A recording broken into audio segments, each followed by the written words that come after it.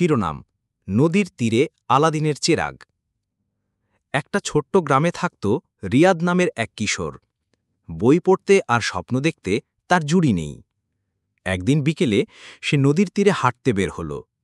নদীর হাওয়া গায়ে এসে লাগছে, পানির ওপর রোদের ঝিলিক পড়ে যেন সোনার মতো চকচক করছে।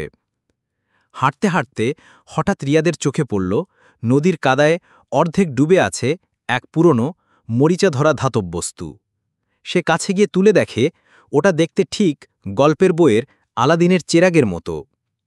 রিয়াদ অবাক হয়ে চেরাগটা জামার কোণে ঘষতে লাগল। ঘষামাত্রই হঠাৎ শু শব্দে ধোঁয়া বেরিয়ে বিশাল এক দৈত্য হাজির। দৈত্য গম্ভীর গলায় বলল, আমি এই চেরাগের দাস, যা চাও বলো, আমি পূরণ করব। প্রথমে রিয়াদ ভয় পেলেও পরে ভাবল এত বড় সুযোগ জীবনে আর আসবে না। সে প্রথম ইচ্ছে জানানো, আমার গ্রামে যেন কেউ আর কখনো ক্ষুধার্ত না থাকে। দৈত্য হাত নাড়তেই গ্রামের চারদিকে ফলের বাগান, ধান গমের ক্ষেত আর মাছ ভরা পুকুর তৈরি হয়ে গেল। দ্বিতীয় ইচ্ছে রিয়াদ চাইল